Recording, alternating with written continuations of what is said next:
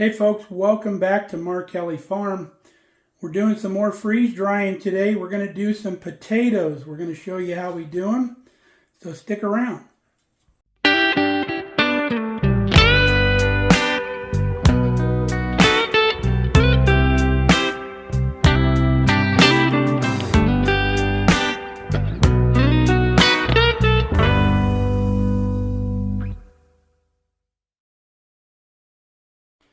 We boiled this whole big stock pot full of new potatoes. We're going to take these, we're going to mash those like mashed potatoes, skin on, and this will be the next batch in the freeze dryer. Now Kelly sourced these potatoes here locally from a farmer that grows them, and these are the undersized or awkward shaped potatoes that she really couldn't sell, more or less the culls. So they'll work perfect for what we're going to do. We don't need big baking potatoes. So we'll show you how we're going to do this. We just put a few potatoes at a time here in our bowl and we start mashing them. I'm using two different types of mashers. I start out with this one and then I finish out with this one here. So we'll show you a little bit of the process. So we just break them up to begin with. These are good potatoes. We had some last night after I got done boiling them. We had some for supper with some steak. Put a little olive oil on them and some seasoning. They were really good. Got a great flavor. We love the skin on potatoes, so that's why we're leaving the skin on. There's a lot more nutrients and minerals. If you leave the skin on, they're a lot better for you. So we about got these broke up. So now what I'm going to do, normally when you'd make mashed potatoes, you would add milk, butter, sour cream, chicken stock, whatever you wanted to add to them. What we're going to do, since we want to leave these kind of plain, we're going to add a little bit of our cooking liquid, probably about a half a cup or so. And that's just going to help us process them. It'll smooth them out a little bit. Because if you just do potatoes by themselves, they'll kind of be dry and grainy and hard to mash. Put the rest of that half a cup in there. It's like half of a coffee cup. So let's get our other masher in here now. And this will finish the job right here. These are fairly well mashed. We're just adding them to our larger bowl here. Just staging them for putting them in the freeze dryer trays. Now we didn't add any additional salt because I salted the water when I boiled them. So they'll pick up a little salt there. And then we added some of that water too, so they'll pick up a little salt with that as well. There's one of those oddly shaped potatoes I was telling you about. They still taste good. Now this little bit of liquid that we add in here is going to come right back out during the freeze drying process. But the flavor will still be there.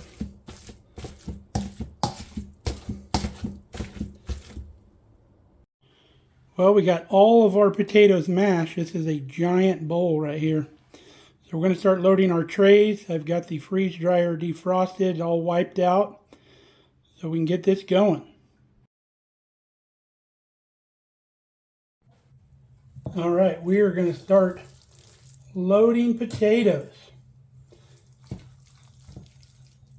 We're not going to measure these on. Basically, I'm going to go about the height of the tray, because that way it won't drag on the shelving going into the freeze dryer. It'll fit just right. So we can start getting this spread out. I love the smell of potatoes. They smell really good. I love the taste of them too. And I recently found out something that made me quite happy, that potatoes are not bad for diabetics.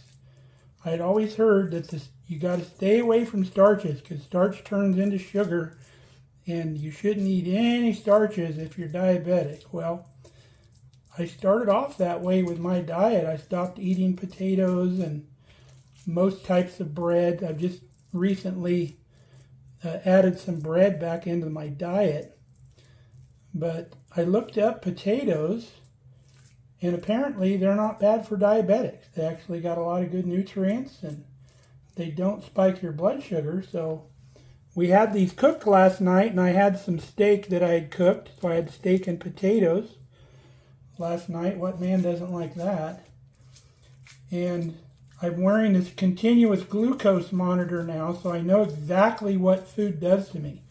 I don't have to rely on other people's information or disinformation. So after supper last night, I kept an eye on my blood sugar. I never went above 109 on my glucose, which is awesome because most meals take me into the 130s. So I was very pleased to find that out because I love potatoes. Now, of course, you got to be mindful of your serving size always.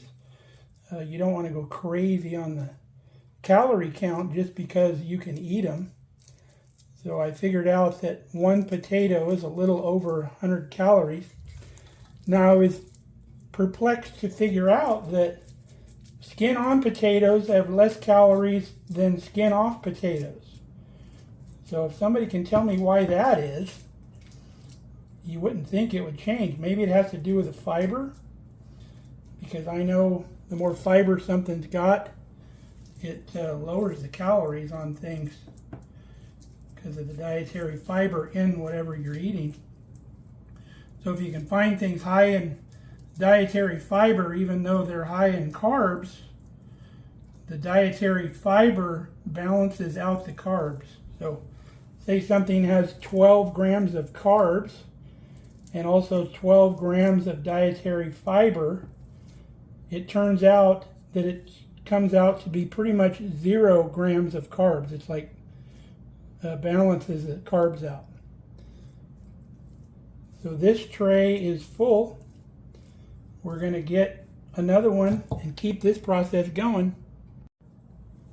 Now with potatoes, you can probably imagine it.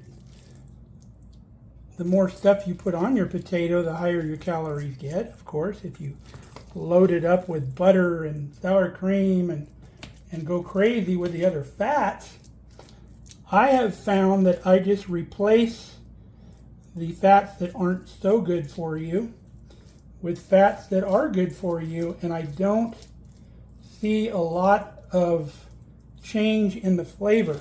So like last night, I had some of these new potatoes and I mashed them up a little bit. I tossed them in some avocado oil, which is very good for you. It's got monounsaturated fatty acids in it. And a little seasoning that I like. And I couldn't tell that I didn't have butter on them because you still had that good feel of that fat in your potatoes. And you had the flavor of the seasonings. And I didn't miss the butter at all. I was quite surprised. And I've been doing that a lot with like vegetables and stuff because I got to eat good fat with every meal. It's part of my diet. One of these days I'll go through my diet with you folks that are interested. I know some people don't want to hear about that stuff, but it's worked very well for me. I'm down 55 pounds now since April 1st. Everybody wants to know my secret. I'm like, it's not a secret. I'll tell you, sit down for a few minutes and we'll go through it. The biggest thing is just wanting to do it and making the commitment because it's pretty much a lifestyle change. But you don't go hungry, that's for sure. But yeah, don't load up your potatoes with stuff, and they're pretty healthy. All right, we got trays of potatoes scattered all over the kitchen. We've got 4 trays. I'm going to contact Kelly. She's got another tray of peaches in the freezer that she needs done. Find out if I can throw the peaches in with these potatoes. Our last tray of potatoes going in. Kelly got back to me, said we can do the peaches, so we'll go get those. There's our peaches. They're all pre-frozen. You can freeze stuff together unless something's real pungent like the onions, but these tomatoes don't, or potatoes don't have a pungent odor or anything. So we'll get this closed up and get it going. Okay, we've got the freeze dryer going. We've got our mess cleaned up in the kitchen. I'm going to head into town because we have a food truck coming into town. It's called the Smokin' Crab. They got all seafood, really good stuff. We drove an hour to have lunch at their truck the other day, and it was well worth the trip. So Kelly convinced them to come to our town. They're going to be here for 3 days. I may go all 3 days. I'll show you what lunch looks like, and we'll also bring you back when those potatoes come out of the freeze dryer. We'll show you how to rehydrate those. All right, we have arrived. I'm excited. Here's their menu. All good. All right, we beat the big lunch rush because we got there at 11:30, and the smell of this stuff is incredible. I can't wait to get home. Ooh, doggy, look at that. Don't worry, half of this is Kelly's. I swear. Well, that was amazing. They're going to be there for 3 days. I might go all 3 days. So we'll see you when those taters are done.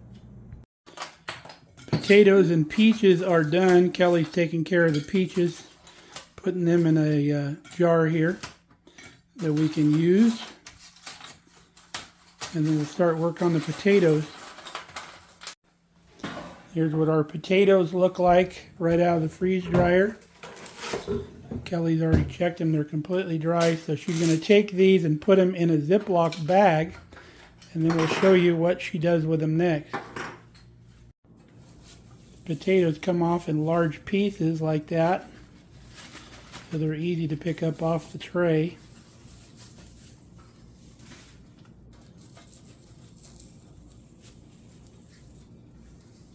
Looks like she can fit a whole tray in one bag. All right, she's got it all in the bag, so now she's just gonna smash it all up.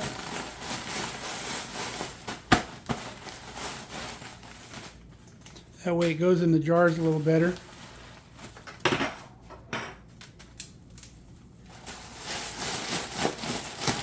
You want to try to get as much air as you can out of the bag so you can smash it.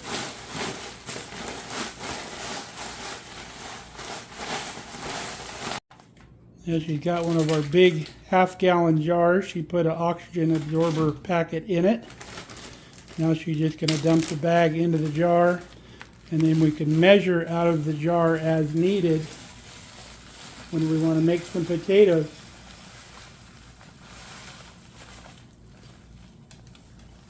Looks like the jar will almost take a full tray.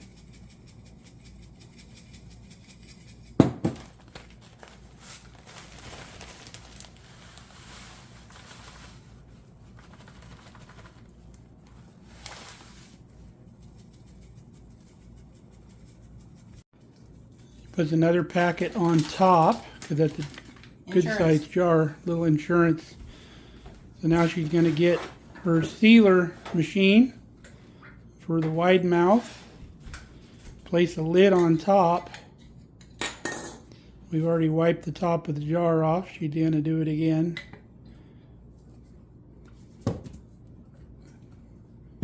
And then just seal it up. So there's our jar of instant mashed potatoes. We're going to rehydrate some for you here in a little bit. So she's going to fill 3 more jars of these. So this is a box of instant mashed potatoes that I keep in the cupboard for when I'm making bread. I use a little bit of potatoes in the bread, makes it a lot better. So I want you to look at the ingredients here. They got potatoes with an emulsifier, monoglycerides as a preservative, sodium acid phosphate, sodium bisulfate, citric acid, and mixed tocopherols. Now, why on earth does all that need to be in potatoes? That's another good reason to freeze dry your own stuff at home.